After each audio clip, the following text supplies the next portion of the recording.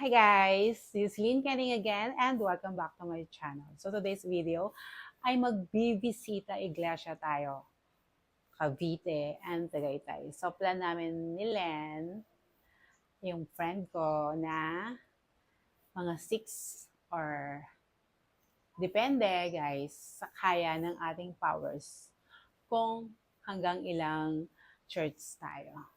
So, yan lang. See you. At papakita ko sa inyo lahat ng napuntahan naming church.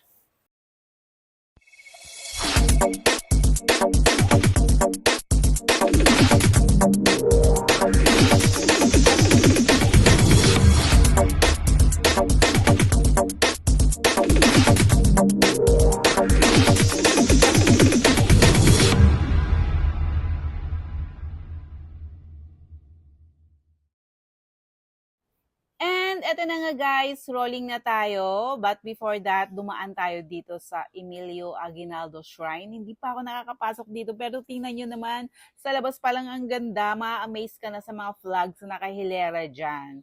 Siguro one of these days, pupuntahan ko talaga to kasi syempre, pag mga ganitong places, hindi natin palalagpasin yan, guys. Gagawa tayo ng video about this soon. Hindi ko lang alam kung kailan. And syempre, yung ating first church will be the Mary of Magdalene dito sa Kawit to guys matatagpuan. And eto na nga, nakapasok na tayo tayo sa likod dumaan kasi mas easy parking, medyo nahirapan tayo doon dahil may posisyon.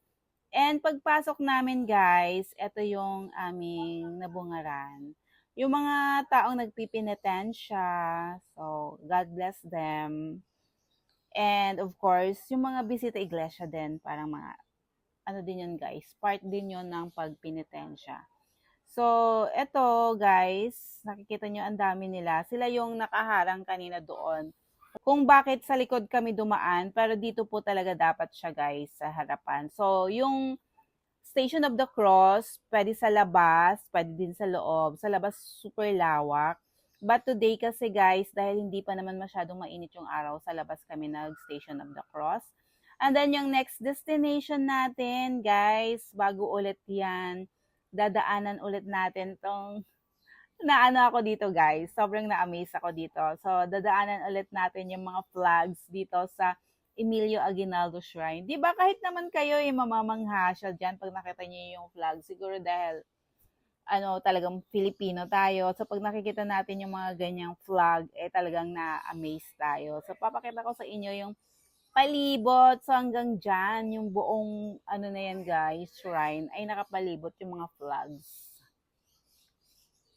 Ang bongga, di ba? Hanggang sa ilog, sa tulay. Oh. Okay, and then yung next church natin ay ang Imus Cathedral or Cathedral of Imus. Sobrang lawak din ng space nito sa harapan. So, pwede tayo mag-Station of the Cross outside. Pwede din sa loob. Kaya, mainit guys. So, sa loob na kami nag-Station of the Cross. And then, yung ganyan yung harapan niya. Ang ganda, di ba? Isa sa mga lumang church. And then, yung next church natin will be the Lady of La Salette. So far, ito yung pinakamalawak sa mga pinuntahan namin. So, pagpasok mo pa lang guys, ayan na siya. And then, walang problema sa parking dito. Lahat ng mga spaces na nakikita mong empty, pwede kang mag-park. Kahanap ng payong. Payong. Takot na initan.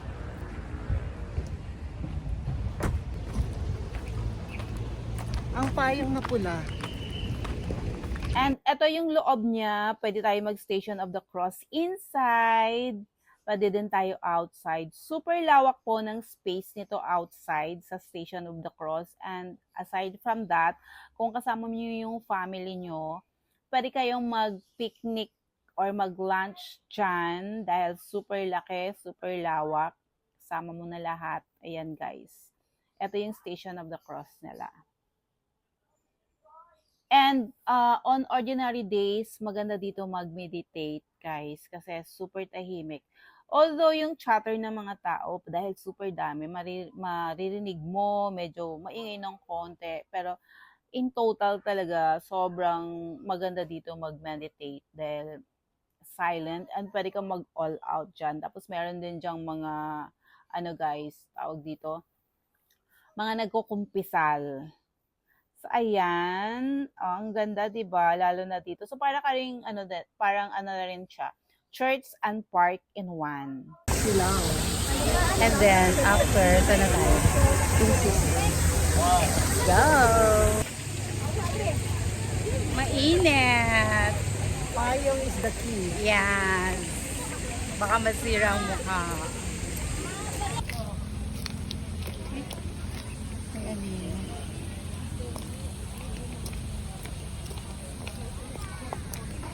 Lovely flowers.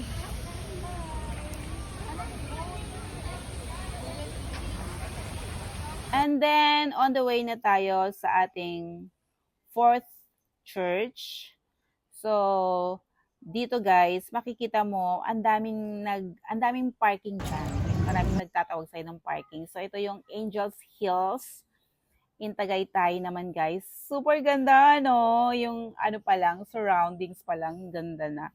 So, dito, nakita ko na meron siyang Santo Entierro di Cristo. So, hindi na kami dito nag-Station of the Cross. Ang ginawa na lang namin, pumila kami para mag-pray sa Santo Entierro di Cristo, guys.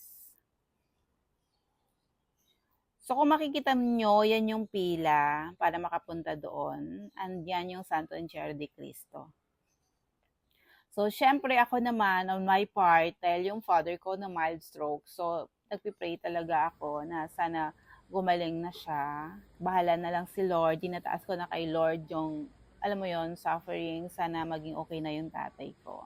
And then, eto naman yung next church natin. Eto talaga parang nasa ibang bansa ka, yung surroundings niya. Ang gaganda ng pine tree. So parang hindi ka nag-church din dito, kundi nag-enjoy ka rin ng, alam mo yun, para ka rin nasa park, yung lush green garden nila. Sobrang ganda. And then, outside nga pala guys, yung kanyang Station of the Cross. Dahil ito yung inside niya. So, pwede ka lang mag-pray dyan at mag-meditate. So, dito tayo guys, mag-Station of the Cross. Super lawak. And then, ito na yung ika-6 church natin guys. Last destination na natin to. Ito yung Our Lady of Lourdes here in Tagaytay. Nakapag-church na rin kami dito. Like, pag kumakain kami somewhere here in Tagaytay, so dumadaan kami. Kahit sa Lady of Lazalet, nakapunta na rin kami. So, before that, syempre, dahil marami akong prayers, magsindi muna tayo ng kandila. At nakakatuwa yung mga kandila dito, guys. Usually sa mga ibang church, diba, ano lang siya, white for general prayer. Pero dito kasi, iba-ibang color para kung halimbawa sa health or so recovery and everything. And then Station of the Cross naman guys, outside dahil sa loob ng church may rosary. And then yung ginawa namin, nag-attend na rin kami ng mass. Last station.